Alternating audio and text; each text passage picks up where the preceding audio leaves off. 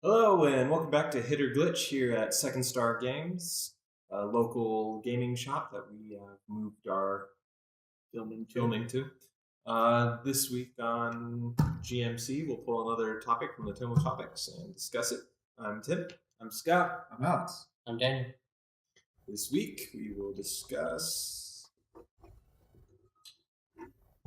Let's see. How can you make travel more interesting with RPGs? Well, we were planning on doing, we will have done a specific review of the Unearthed Arcana article for February. Mm-hmm. So you can go find that. Yeah. We'll link that at the end of the video. Yeah. So there's a few ways to do it. Mm-hmm. One is to skip over it. One is to make it a skill challenge. Yep. I think skill challenge is usually one of the better options that I've seen employed. Yeah, I like the skills challenge idea. I like saying you guys roll stealth or survival or what have you to avoid that encounter. If for no other reason, then it allows me to blame the players for what happens to them. I cast Paths Without a Trace and everything. But you still rolled 2 1s.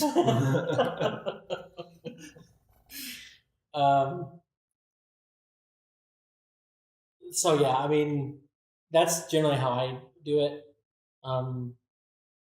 For D&D, for my fourth world setting that uses Shadowrun rules, I don't want to say a complex system, but I played around with a lot of different ways to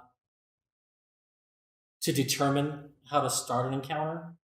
To determine if an encounter happens, and then to determine where everybody is. By basically everyone rolling whatever it is they're going to roll.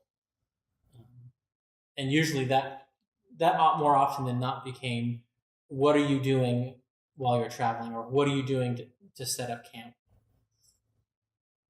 So that there's a narrative reason for it, and then, okay, roll your dice.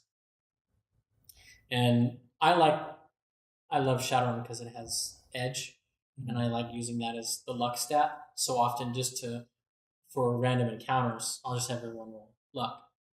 And if anyone glitches or critically glitches, they're who's going to kick off the shitstorm.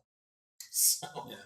Another thing you can do for travel that can liven it up is put social encounters in there. Mm-hmm. Not everything that's traveling is the PCs or monsters. Yeah.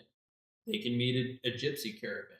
They can meet some merchants, and it's also a great way if they miss something really important to reintroduce it. Maybe someone else who has that information is traveling, and then give them a second chance to interact and get that. Don't just give it to them unless it's like dire, and if they don't find that information, there's no way they can beat the bad guy. But if it's that big of a deal, it shouldn't be something that they have to work super hard to get anyway. But it's a great way if they just gloss over a whole city and move on to the next one.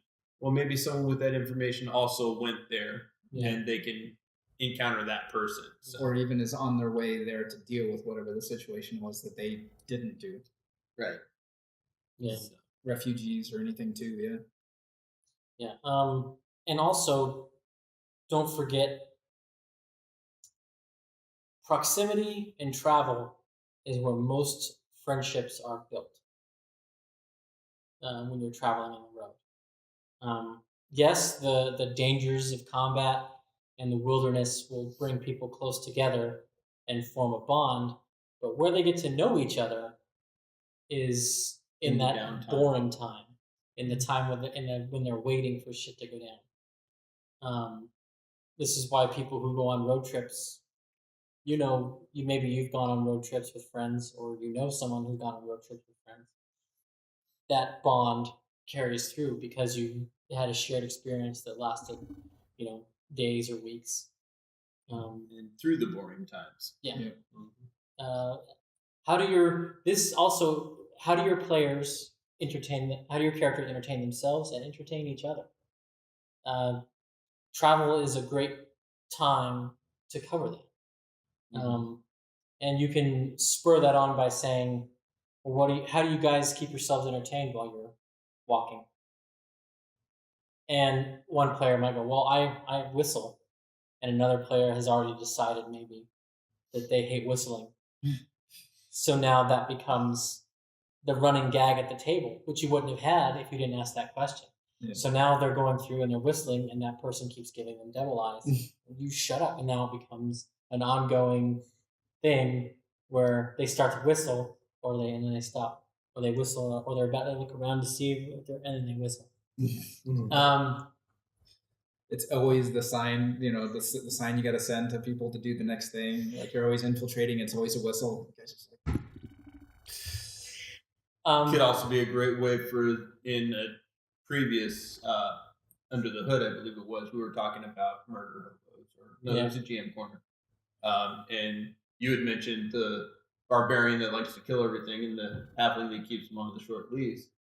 Well, maybe he is either calmed by the whistle or only flies into the rage when the halfling whistles. Yep. It's the cue to rage. Yep. Also, if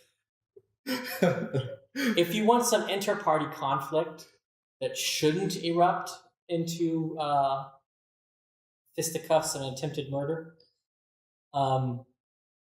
chores. Yeah. Who's doing the chores? Who's gonna go collect water, and who's gonna make the fire, and who's gonna set up the tents, and who's gonna make dinner? And who took the Outlander background? Yeah, it's like we have enough food to eat, but who's cooking it?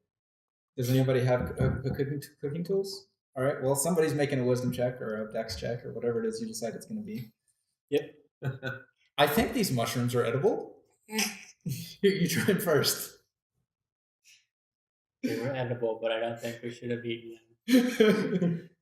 Or should we have? And that's how we entertain each other.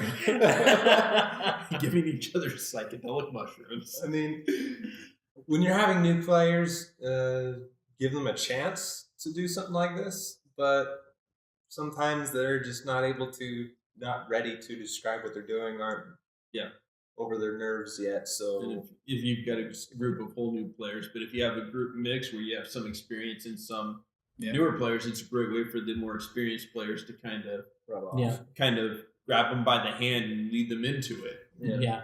The mundane may not be entertaining in the strictest sense, but it can definitely inform your character.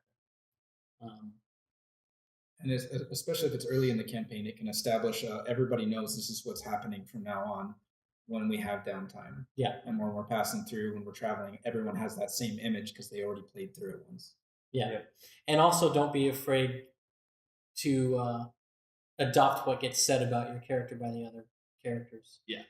This season on Critical Role, Laura's jester eats pastries and likes them because Marisha said an offhand comment at the table, and Caleb stinks because Laura made an offhand comment at the table, and everyone just ran with it. Yeah. And yes, they're all voice actors, but you can too. Just don't be afraid to. Yep. So now those two decisions alone have dictated probably easily an hour's worth of content in the 6 episodes. Mm-hmm. Minimum. Yeah. That's a very conservative estimate. Yeah. So yeah, that's how you make the downtime, the travel interesting. Is how do you make your own downtime travel interesting? How do you guys handle downtime and travel? Let us know in the comments below.